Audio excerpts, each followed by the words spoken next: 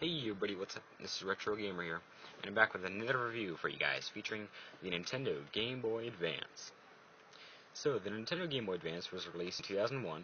It was marked around $100 to $120. But the reason why they made that such expensive price tag is because the amazing graphics on this thing. Now we've gone from 8-bit to 32 bits. This is a 32-bit handheld, which was really amazing for its time. So, since the Game Boy Advance has 32 bits, Nintendo thought, hey, well, why don't we port over some of our Super Nintendo titles? And they gave us many great titles, such as Super Mario World, Yoshi's Island, Donkey Kong Country 1 through 3, and other great titles. They also ported over some NES titles called Classic NES Series. And they had many great titles featuring Super Mario Brothers, The Legend of Zelda 1 and 2, Donkey Kong Country, Donkey Kong Jr., Excitebike, and many great titles such as that.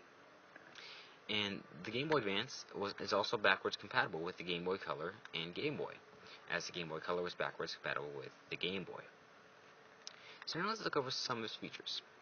Here we have a good D-pad, B and A buttons, and select and start. Here we have the Game Boy Advance logo, which is nice, speaker, and power light indicator. We have the on-off switch, headphone jack, and volume wheel. Use little grips on the side to hold easier. And here we have the newly added LR triggers.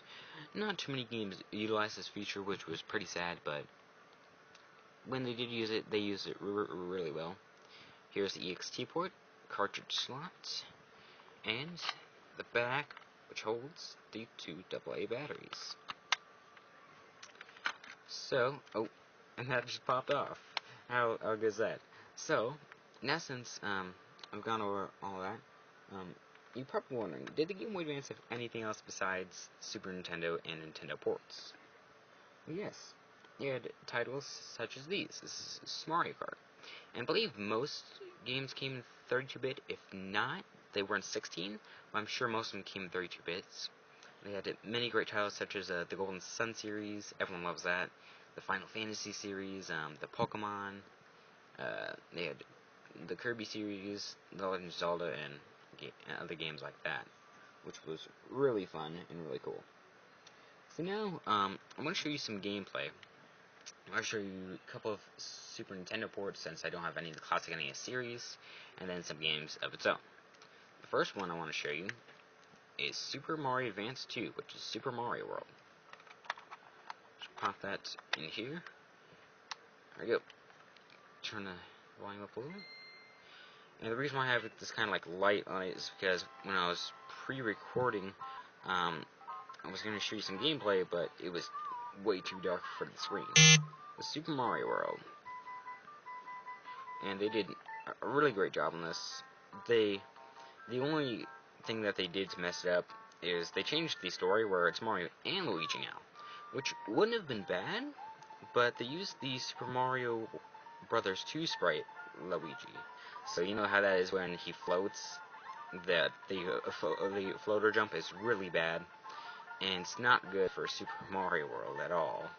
As you see, it controls pretty well. I mean, it's exactly like you expect the Super Nintendo Super Mario World, and honestly, it's a great port, and I could never get enough of this one. This one's just really, really well done.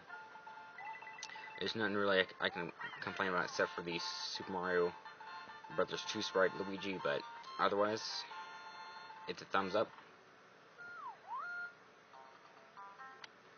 So, now I want to show you Yoshi's Island, which is Super Mario Advance 3. Or Super Mario World 2. I just love that new startup screen. So just start this real quick, just kind of show off a small level. And they didn't change anything in this one, which is really good, because this is a great game. No, did not want to press that. Okay, back, there we go.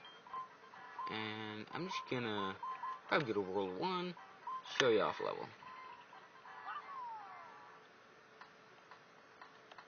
make it Pro Eggs. So yeah, they didn't change anything in this one, as far as I know, as far as I'm concerned. I've played this for a while, and they did just a fantastic job on this one. And color on the Game Boy Advance is just crisp and clear, and really good. And I really don't want to play this anymore because I don't want to hear Mario cry anymore. So now I want to show you Game Boy Advance games of its own. Here's Kirby and the Amazing Mirror. This is a really, really great game. It's a really great single-player and multiplayer game. If you had the game link cables and all that stuff.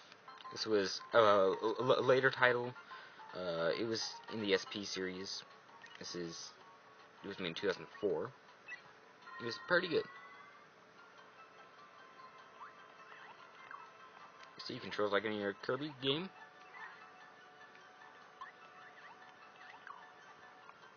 It works pretty well. I love the music in this game also. It's really, really great, and you expect it to be like any other Kirby game. If you played Kirby Dream Land on the Game Boy, then you pretty much know how to control this, or Kirby on the Nintendo. But now there's one last game I want to show you, which is one of my favorite games on the Game Boy Advance. Is Mario Kart Super Circuit. This was a great game. Even though it has the heart of the SNES version, it just really is an all-new adventure.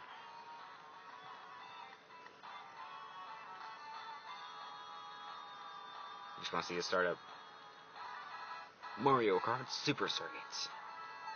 Oh, awesome game, man. This is a really good game. I recommend this to anyone who actually had Boy Advance or the SP or both. Alright, let's go up close. I really want you guys to see this because it's a great game. If I can get that glare out of the way.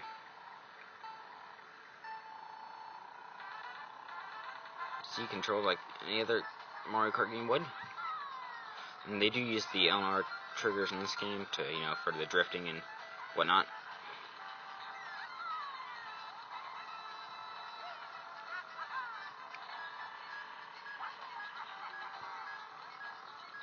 And that's about it there.